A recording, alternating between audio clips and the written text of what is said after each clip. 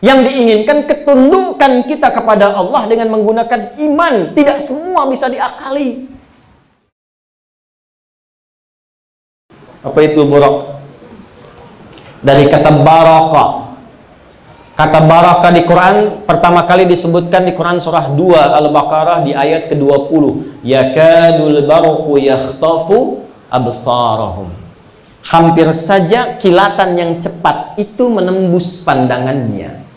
Jadi barq artinya sesuatu yang cepat, secepat kilat. Buraq, kendaraan yang sangat cepat. Saking cepatnya sekedipan satu kilatan sampai di tempatnya. Jadi kalau sekarang menatap ke depan, di depan itu langsung sampai, sekedipan langsung sampai. Ya, ada kendaraan yang begitu.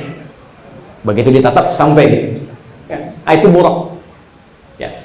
Karena begini, semua peristiwa itu ujungnya apa? Saya terangkan dulu, lempar ke ujung dulu. Linuriyahu min ayatina. Putar lagi video saya di awal tadi. Allah ingin menunjukkan mukjizat di luar jangkauan akal. Di luar jangkauan.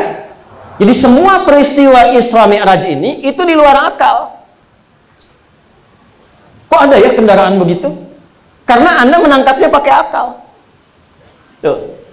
Tapi kan nggak bisa dilogikakan. Nah, di sini poinnya. Sebelum kita menangkap Isra dan Mi'raj ini, ditundukkan dulu diri kita, dilemahkan.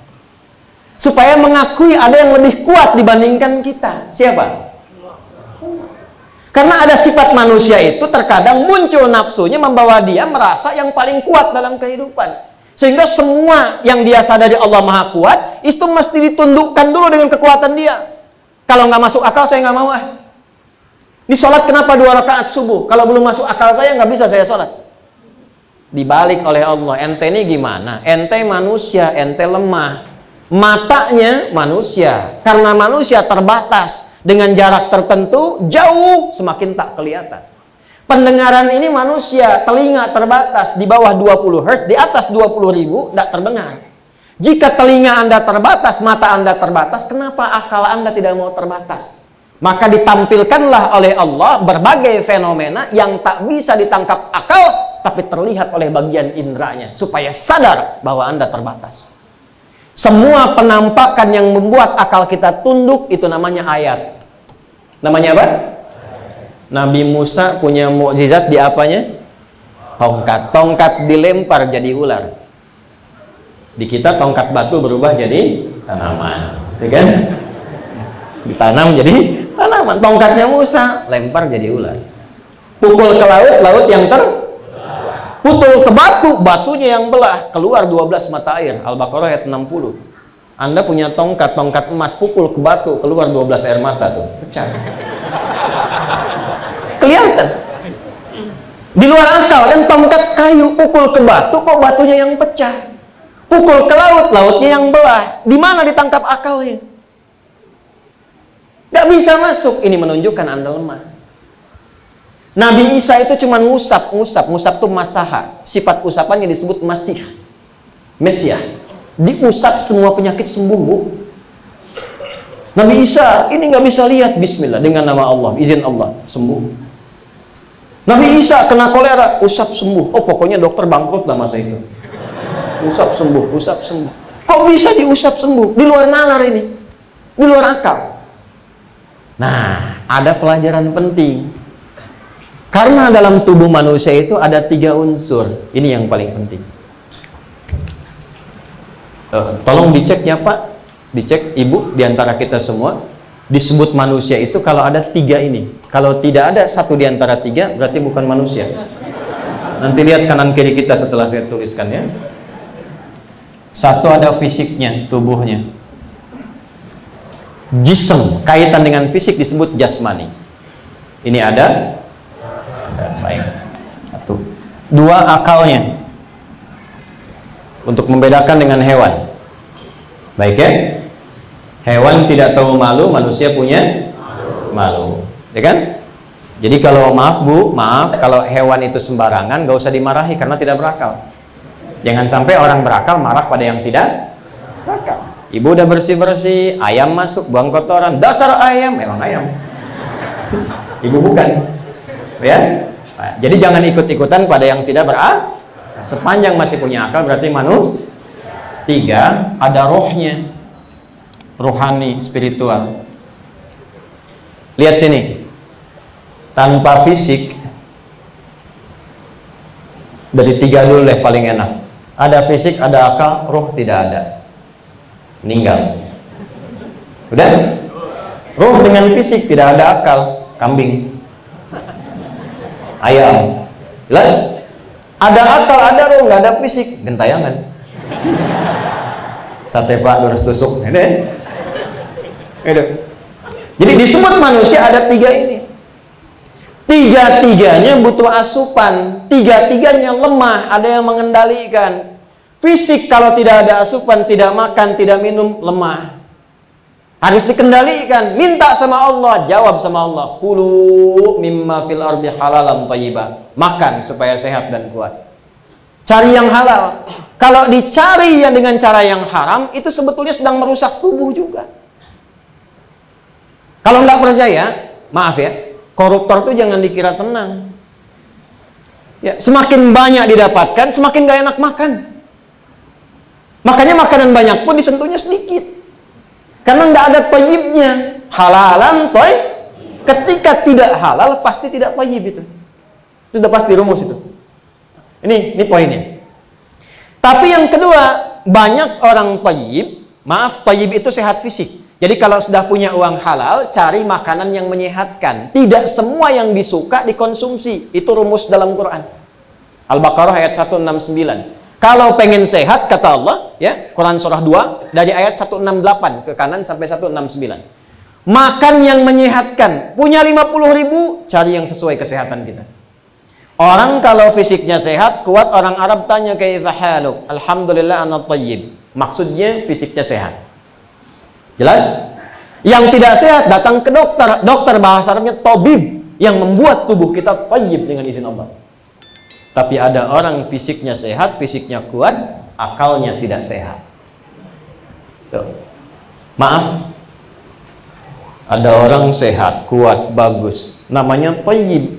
Fisik sehat, tapi 2 kali lebaran, 2 kali puasa, nggak pulang-pulang tuh. Namanya thayyib kan Bu ya? Ya kan? Ada yang nggak sehat. Apa yang nggak sehat? 1, ini akal. Bagus pakai dasi, pakai jas, baik, tapi mencuri juga. Ada begitu? Nipu juga. Ada begitu? Akalnya nggak sehat. Maka dari itu turun ayat-ayat untuk menyehatkan akal. Iqra bismi rabbikal ladzi afala yanzuruna ilal ibili kaifa khuliqat afala tatafakkarun afala yatadabbarun. Itu semua konsumsinya akal supaya akal jadi sehat. Semakin sehat akalnya, semakin mudah tugas fisiknya. Akal. Tapi akal pun masih lemah. Karena jangkauannya terbatas. Jadi kalau tugas fisik pengen mudah, akalnya tingkatkan. Semakin meningkat akalnya, semakin mudah tugas fisiknya. S1 pekerjaannya itu lebih berat dibandingkan S2. Kalau pengen fisiknya lebih mudah, naikin sedikit ilmunya. S2 salary-nya makin banyak, pekerjaan makin dikit. Pengen tinggi lagi, pengen mudah lagi, naikkan S3. Begitu dokter, pekerjaan makin dikit lagi, tapi gaji makin banyak. Pendapat sedikit, pendapatan makin banyak. Energi keluarnya sedikit, tapi hasilnya maksimal. Rumus energi kan begitu kan? Ya kan? Nah, balikin dulu. Tapi ada yang lebih cepat, karena akal ini punya keterbatasan. Fokus ini. Nggak semua bisa ditangkap. Pada saat akal tidak bisa menangkap, maka tangkaplah lewat di ruh ini ada iman namanya.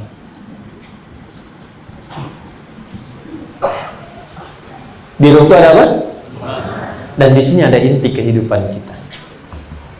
Jadi kalau ini cuma mengatur, tapi di sini memerintahkan. Di dalamnya ada 2. Satu disebut takwa. Dalam iman itu ada takwa. Karena itu rata-rata kata iman dalam Quran itu nyambung dengan takwa. Dzalikal kitabul hudal lil. Siapa orang takwa di situ? Ayat 3-nya, alladzina yu'minuna bil iman.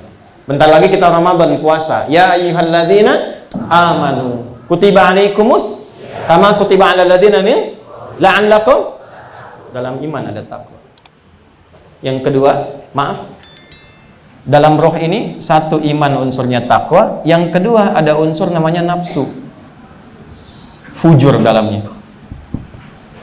Wa nafsi wa ma sawwaha fa'alhamaha fujuraha wa fujur itu nafsu nama lainnya. Jadi yang mengendalikan akal ini kalau bukan takwanya dari iman itu nafsunya. Makanya jangan heran ada orang pintar. Tapi kok pintarnya tidak membuat baik? Karena pintar itu pekerjaan akal. Akal tidak punya perintah. Hanya merumuskan supaya fisik kerjanya mudah. Yang memerintahkan apa? Kalau bukan takwanya, kebaikannya, atau nafsunya.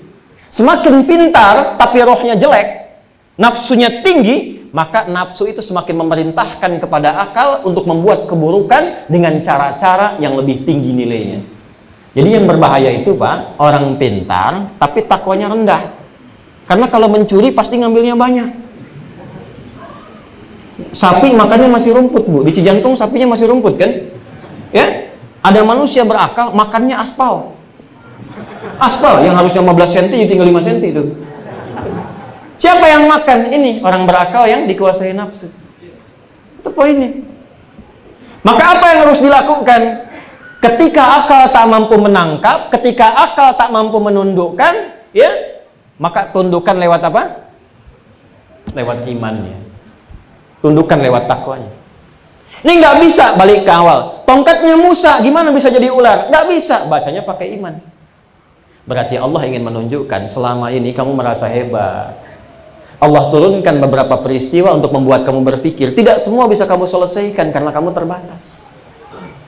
Ketika dibuat lemah, didatangkan mukjizat, ditundukkan akal, dibangunlah kesadaran. Itu kamu butuh Tuhan di situ. Di situ kamu butuh Allah. Di situ butuh Allah. Nih Pak, maaf ya Pak ya.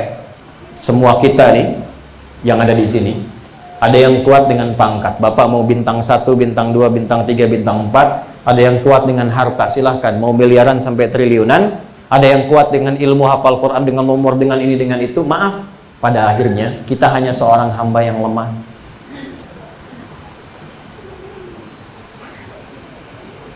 Sekaya-kayanya tetap berdoa juga kan? Ya? Kalau udah sakit juga minta juga sama Allah kan? Ditolong sama kekayaannya. Tidak. Setinggi-tingginya pangkat, tetap pada akhirnya butuh juga sama Allah. Minta juga. Seluas-luasnya ilmu, pintar, mau ujian, doa juga. Semua ditundukkan. Semua ditundukkan. Nah sekarang pertanyaannya, kalau sudah ditunjukkan dengan semua mukjizat itu, bagaimana koneksinya terhadap Allah? Nggak mungkin pakai akal, nggak mungkin pakai fisik. Koneksi pertama dimulai dengan iman. Nih, pakai takwa. Maka kalau kita menemui peristiwa mukjizat tongkatnya Musa, mukjizat Nabi Isa, plus mukjizat Nabi Muhammad, pertama kali dibaca jangan pakai akal dulu, karena akalnya tunduk. Pakainya apa? Iman. Pertanyaan terbesar begini, saya tuh suka heran ya, kalau peristiwa Musa itu diakui, diceritakan, kenapa Isra Mi'raj selalu disoal? Mana buktinya kalau Nabi Muhammad naik buraq? Mana buktinya Musa punya tongkat? Tunjukkan. Mana buktinya Nabi Isa pernah menyentuh? Tunjukkan buktinya.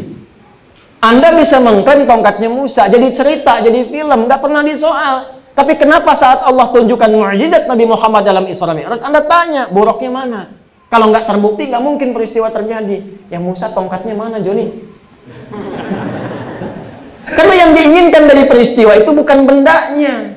Yang diinginkan ketundukan kita kepada Allah dengan menggunakan iman. Tidak semua bisa diakali. Jadi kalau Allah sudah turunkan lewat peristiwa ini, pengingat, hukum Allah itu bacanya pakai iman dulu. Jangan pakai akal dulu. Begitu pakai iman, hikmah datang. Hikmah itulah inti iman, kecerdasan iman yang berada di atas kecerdasan akal. Bacanya gitu pada akhirnya Pak.